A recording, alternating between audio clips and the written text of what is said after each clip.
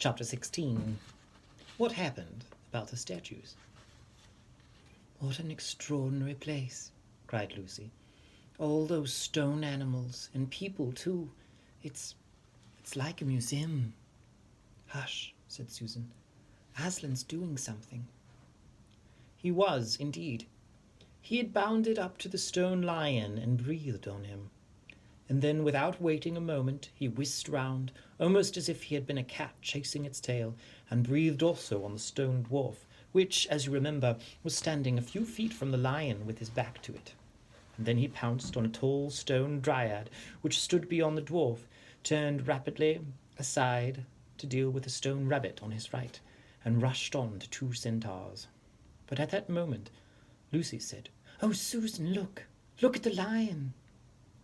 I expect you've seen someone put a lighted match to a bit of newspaper, which is propped up in a grate against an unlit fire, and for a second nothing seems to have happened, and then you notice a tiny streak of flame creeping along the edge of the newspaper. It was like that now. For a second after Aslan had breathed upon him, the stone lion looked just the same, and then a tiny streak of gold began to run along his white marble back, and then it spread, and then the colour seemed to lick all over him as the flames licks all over a bit of paper. Then, while his hindquarters were still obviously stone, the lion shook his mane, and all the heavy stone folds rippled into living hair. And then he opened a great red mouth, warm and living, and gave a prodigious yawn. And now his hind legs had come to life. He lifted one of them and scratched himself. Then, having caught sight of Aslan, he went bounding after him and frisking round him, whimpering with delight and jumping up to lick his face. Of course, the children's eyes turned to follow the lion, but the sight they saw was so wonderful that they soon forgot about him. Everywhere the statues were coming to life. The courtyard looked no longer like a museum. It looked more like a zoo. Creatures were running after Aslan and dancing round him till he was almost hidden in the crowd. Instead of all the deadly white, the courtyard was now a blaze of colours. Glossy chestnut sides of centaurs, indigo horns of unicorns, dazzling plumage of birds, reddy brown of foxes, dogs, and satyrs, yellow stockings and crimson hoods of dwarfs, and the birch girls in silver, and the beech girls in fresh transparent green, and the larch girls in green so bright that it was almost yellow. And instead of the deadly silence, the whole place rang with the sounds of happy roarings, brayings, yelpings, barkings, squealings, cooings, neighings, stampings, shouts, hurrahs, songs, and laughter. "Oh," said Susan in a different tone, "look, I wonder, is it safe?" Lucy looked and saw that Aslan had just breathed on the feet of the stone giant. "It's all right," shouted Aslan joyously. "Once the feet are put right, all the rest of him will follow." "That wasn't exactly what I meant," whispered Susan to Lucy. But it was too late to do anything about it now, even if Aslan would have listened to her. The change was already creeping up the giant's legs, and now he was moving his feet. A moment later he lifted the club off his shoulder, rubbing his eyes, and said, "Bless me, I must have been asleep. Now, where's that dratted little witch that was running around about on the ground? Somewhere just by my feet it was." But when everyone had shouted up to him to explain what had really happened, and when the giant had put his hand to his ear and got them to repeat it all again so that at last he understood, then he bowed down till his head was no further off the top of a haystack and touched his cap repeatedly to Aslan, beaming all over his honest, ugly face. Giants of any sort are now so rare in England, and so few giants are good-tempered, that 10 to 1 you have never seen a giant when his face is beaming. It's a sight well worth looking at. "And now for the inside of this house," said Aslan. "Look alive, everyone, upstairs and downstairs and in my lady's chamber. Leave no corner unsearched. You never know where some poor prisoner may be concealed." And into the interior they all rushed, and for several minutes the whole of that dark, horrible, fusty old castle echoed with the opening of windows and with everyone's voices crying out at once, "Don't forget the dungeons! Give us a hand with this door!" Here's another little winding stair. Oh, I say, here's a poor kangaroo. Call Aslan. Phew, how it smells in here. Look out for the trapdoors. Up here, there are a whole lot more on the landing. But the best of all was when Lucy came rushing upstairs, shouting out, Aslan, Aslan, I've found Mr. Tumnus. Oh, do come quickly.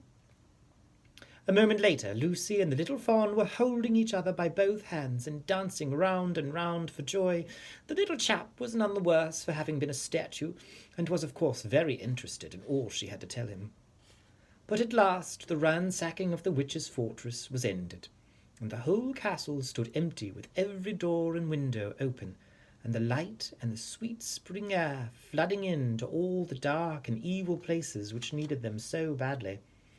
The whole crowd of liberated statues surged back into the courtyard, and it was then that someone, Tumnus, I think, first said, But how are we going to get out? For Aslan had got in by a jump, and the gates were still locked. That'll be all right, said Aslan, and then, rising on his hind legs, he bawled up at the giant. Hi, you up there, he roared. What's your name? Giant Rumblebuffin, if it please your honour, said the giant, once more touching his cap. Well then, Giant Rumblebuffin, said Aslan, just let us out of this, will you?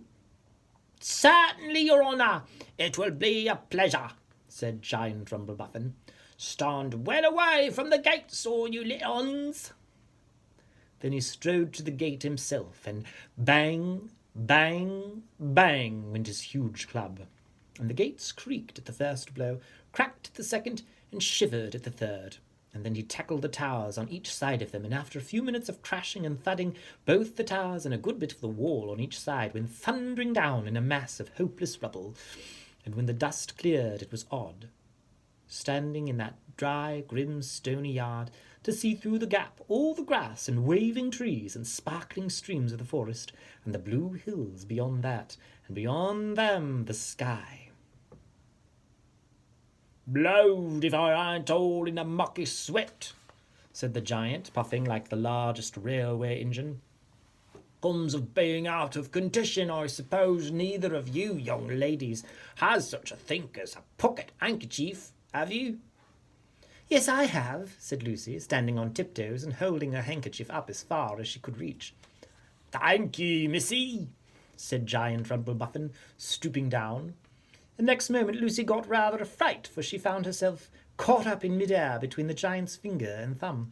But just as she was getting near his face, he suddenly started, and then put her gently back to the ground, muttering, Bless me, I've picked up the little girl instead. I beg your pardon, missy, I thought you was the handkerchief. Oh, no, no, said Lucy, laughing. Here it is.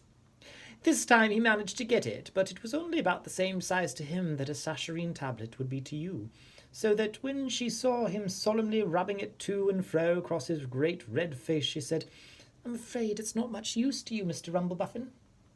Not at all, said the giant politely.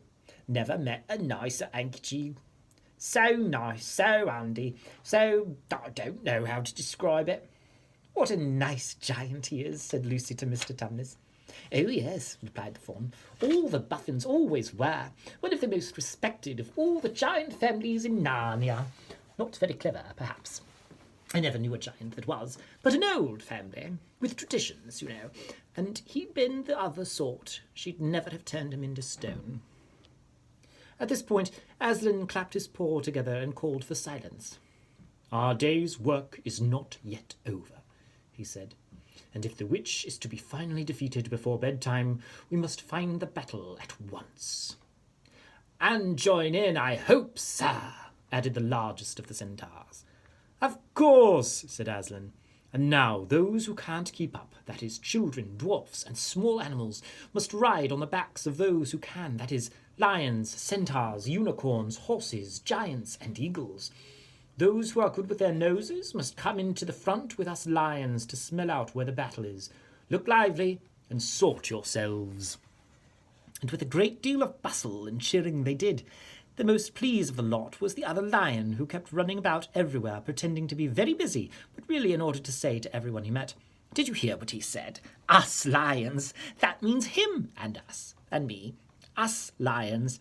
That's what I like about Aslan. No side, no standoffishness. Us lions. That meant him and me. At least he went on saying that until Aslan had loaded him up with 3 dwarfs, 1 dryad, 2 rabbits, and a hedgehog. That steadied him a bit. And when all were ready, it was a big sheepdog who actually helped Aslan most in getting them sorted into their proper order. They set out through the gap in the castle wall. At first the lions and dogs were nosing about in all directions, but then suddenly one great hound picked up the scent and gave a bay. There was no time lost after that. Soon all the dogs and lions and wolves and other hunting animals were going at full speed with their noses to the ground, and all the others streaked out from about half a mile behind them, were following as fast as they could. The noise was like an English fox hunt, only better, because every now and then with the music of the hounds was mixed the roar of the other lion, and sometimes the far deeper and more awful roar of Aslan himself. Faster and faster they went as the scent became easier and easier to follow, and then just as they came to the last curve in a narrow winding valley, Lucy heard above all these noises another noise, a different one, which gave her a queer feeling inside. It was the noise of shouts and shrieks and of the clashing of metal against metal.